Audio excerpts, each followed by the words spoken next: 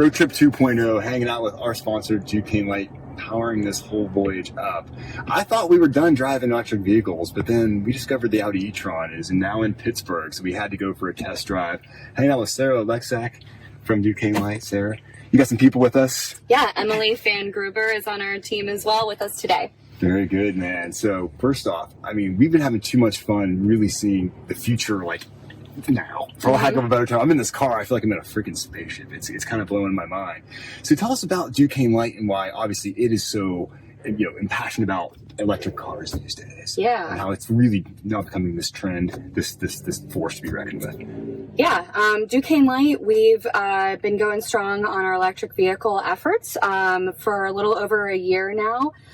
We really just want to be here for our customers as they learn more about the benefits of driving electric and provide support and technical assistance to them as they decide to potentially buy an electric vehicle. So if I hunker down and put some serious cash down for this e-tron, I take it home, you could help me find the right people to set up a charging thing at home or to help employers and businesses create charging stations and so forth. Is that kind of what you guys Right. There's definitely a learning curve along the way as you are going through the process of choosing to buy an electric vehicle or install a charging station. It's a little bit different than an internal combustion engine vehicle and filling up with gas, but it actually turns out to be oftentimes much more convenient. So it's just a little bit of a learning along the way, and then you start to see the benefits. Absolutely. So tell us about some of the incentives that are out there right now when it comes to electric vehicles, especially on the employer and business side. And some great incentives out there to put charging stations in. Tell us about that. Yeah, sure. So first up, when you're talking about choosing to buy an electric vehicle,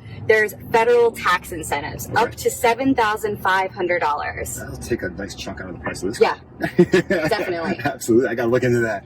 Next up, the state of Pennsylvania is incredibly supportive of driving electric. Okay. And you can get up to $2,000, $2,500 off of that additionally with a state rebate. So that could be $9,500 coming off the price of this car. Yep. Okay. Right there. I still can't afford it, but that's okay. But the good news is that there are plenty of electric vehicle options. Absolutely. Right now, there's around 40 plug-in electric vehicles available for purchase. I didn't realize there's 40 now. Wow. And the range is starting like in the low 30s. So all of a sudden, it's very affordable to get into an electric vehicle. Right? Absolutely. Nissan Leaf. I know we're in the Audi today, but you got to give a shout out to the Nissan Leaf. Of course. No, they're bringing it to the people. Yeah. And this is bringing it to something good. Because this thing is just amazing right here. Absolutely. Duquesne Light customers are actually eligible right now for an additional up to $3,500 off a Nissan Leaf. Really? Yeah. Yes. Wait. So me being a Duquesne Light customer, I can get all those discounts to $7,500. Yep. The $2,500, and then $3,500 from Duquesne Light. Yes. Oh my! At what point the car's almost free? No, it's not. You're definitely making it super affordable at that But you're onto something because it's all about total cost of ownership when you're buying an electric vehicle.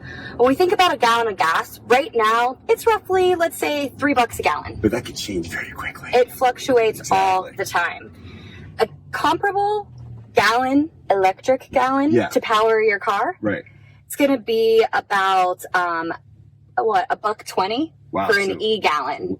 More than half. Yes, yeah. That's amazing. And you say, and that's a very stable price, too. Right. So I can count on that. It's all about the total cost of ownership. The other thing is, this vehicle right here doesn't require oil changes. That's no fun. I love getting my hands filthy on the weekend. So there's a lot of maintenance costs that go down as well with electric vehicles. So it's important to it's like really at the end of the day, it's like tires. I think at the end of the day when it comes to these things. And what I love about them most is, like, as we've been doing this tour, my eyes have been opened up. Like, my next car is going to be an electric vehicle. Absolutely. And it's the fact that they're fun to drive. They're punchy, they're fast. And I love the fact that, like, I don't have to go and fill up. So what you're talking about is this phenomenon of getting, the technical term is getting butts in seats. That's what we call it. Yeah. My butt's a bang in this seat. It's feeling good. Once you experience the performance of driving electric, you don't want to turn you don't go back. Yeah, it's kind of, honestly, I can say, after spending a good 2 weeks driving different cars around, I get into my internal combustion engine ICE car, and it kind of feels outdated. Yes, yeah. It feels a little outdated, especially after being in this. Now my car feels feels really outdated. Damn you, Audi. Yes. The future is here today. It absolutely is. And it's just amazing to me. So what else is Duquesne? Yeah. So you were talking about, what about on the charging infrastructure Let's side? talk about that. Charging because that's always been a big fear of people. And I think it's sometimes very misfounded. Absolutely. Because most of us only drive 50 miles a day if we're lucky, right? Less. And this car right now has 203 miles of range on it, right? 203 miles, exactly. right? And what I learned on their website is this. In 10 minutes, I can add 54 miles. Yes. On the DC Fast. Yes. Yeah. It's pretty amazing.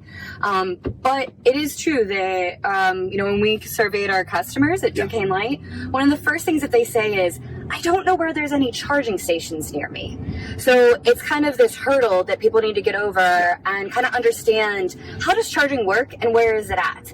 The first thing is that, the data is basically coming back saying that, when people drive electric vehicles, they're getting 80% or more of the charge they need at home. Exactly. Overnight. Because you think about it, usually you're home by 7 at the latest, maybe you do some groceries. By 9 o'clock, you're not touching your car most nights. Right. And you got 8 hours to completely charge right up again. Right. So you're good to go. Right.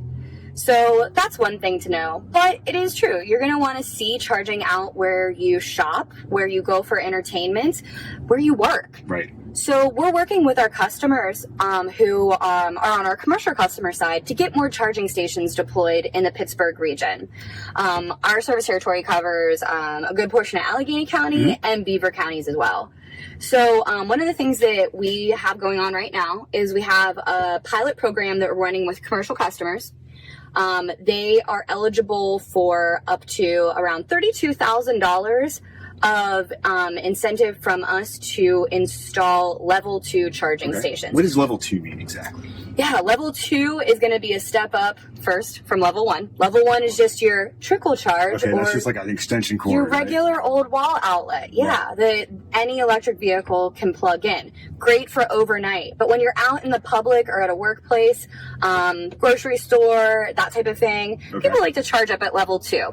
That's going to be a 208, 240 volt. Right. And it's going to add about 25 miles of range to your car every hour. Nice. So it's really, really great. It's perfect keep yourself solution. kind of just topped up as you go along. That's what people call it. Exactly. Yeah. It's just like how you would top off if you had the ability to plug in your phone. Exactly. Mine actually is plugged in right here. And charging. There's a built-in charger on my in here. Wireless. It shares the electric everywhere, including with my phone. You gotta love that. Love it. This is what I'm saying. It becomes this like electric lifestyle, right? Yeah.